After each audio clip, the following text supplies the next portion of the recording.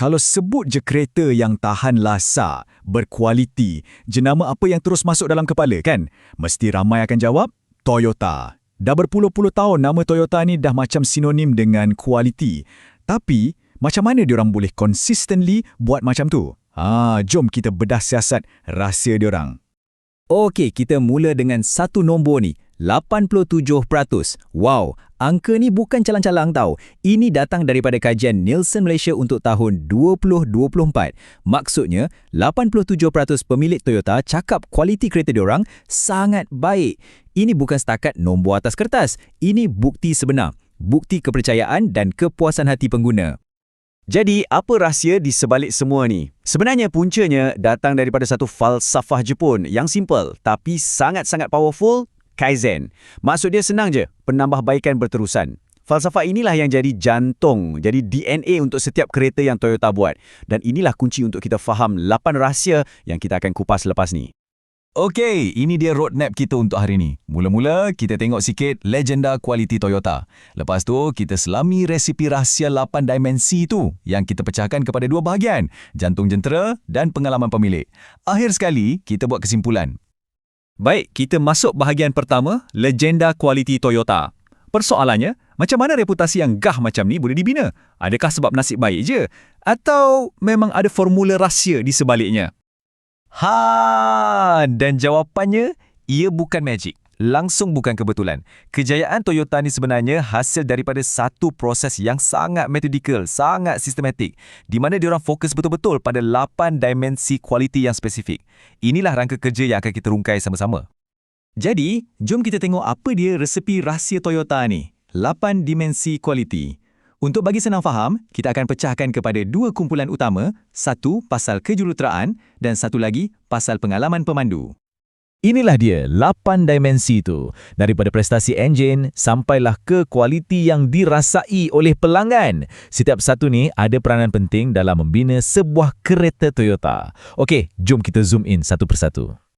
Okey, kita mulakan dengan 4 yang pertama. Kita panggil ia jantung jentera Toyota. Ini semua pasal asas kejuruteraan dan pembuatan. Basically, semua benda penting yang ada bawah hood dan dalam badan kereta tu. Yang pertama sekali, semestinya, prestasi. Maksudnya, simple je. Sebagus mana kereta tu bergerak. Kita ambil contoh enjin dual VVTi yang ada pada model macam Vios dan Camry. Enjin ni bijak tau. Dia bagi balance yang cantik antara kuasa dengan jimat minyak.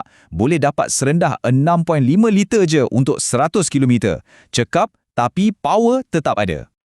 Yang kedua, ini dia perkataan yang paling sinonim dengan Toyota. Kebolehpercayaan atau reliability.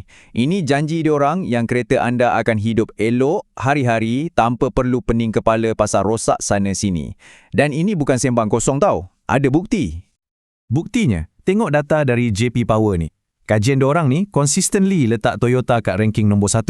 Pemilik Toyota lapor masalah yang jauh lebih sikit berbanding jenama-jenama lain. Jadi, nombor-nombor ni tak menipu. Seterusnya, kita ada 2 lagi dimensi penting, pematuhan dan ketahanan.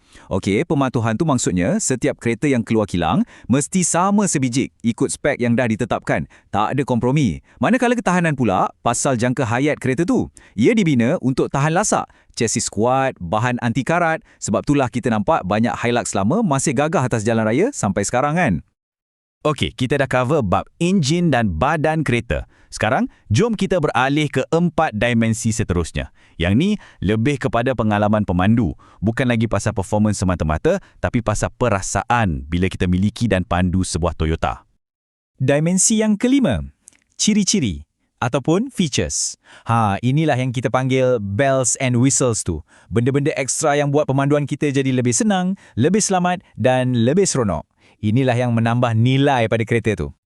Contohnya apa? Macam sistem keselamatan canggih Toyota Safety Sense. Lepas tu ada skrin sentuh yang boleh terus connect dengan Apple CarPlay atau Android Auto, kamera 360 darjah, sensor parking. Semua inilah ciri-ciri yang direka untuk mudahkan hidup kita sebagai pemandu. Seterusnya, kebolehsenggaraan dan estetika. Senang cerita, kebolehsenggaraan ni maksudnya kereta Toyota senang nak jaga. Pusat servis ada kat mana-mana. Spare part original pun senang dapat.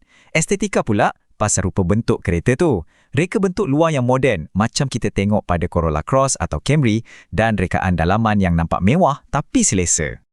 Dan yang terakhir, dimensi ke-8, kualiti yang dirasai atau perceived quality. Yang ni dia macam kemuncak kepada 7 dimensi yang lain tu. Ia pasal reputasi jenama, imej yang ada dalam kepala kita, ia terbentuk daripada pengalaman kita sendiri dan juga apa yang kita dengar kawan-kawan cakap. Senang kata, inilah perasaan percaya pada jenama tu. Dan bukti untuk kualiti yang dirasai ini memang padu. Bila 87% pemilik rasa puas hati dan 82% cakap diorang akan beli Toyota lagi, itu tandanya kualiti yang dirasai ini memang sangat kuat. Ini semua hasil daripada komitmen Toyota pada 7 dimensi yang kita bincangkan tadi. Jadi, apa rumusan daripada semua ni? Senang je. Bagi Toyota, kualiti itu bukan setakat satu checklist yang perlu ditanda. Ia adalah satu budaya, satu cara hidup dalam syarikat tu.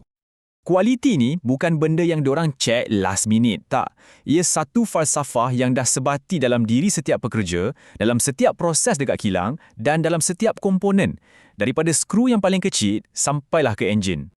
Dan ayat ni mungkin rangkuman terbaik untuk falsafah Toyota. Kualiti dibina bukan diperiksa. Maksudnya, diorang tak tunggu sampai hujung baru nak cari salah. Tak.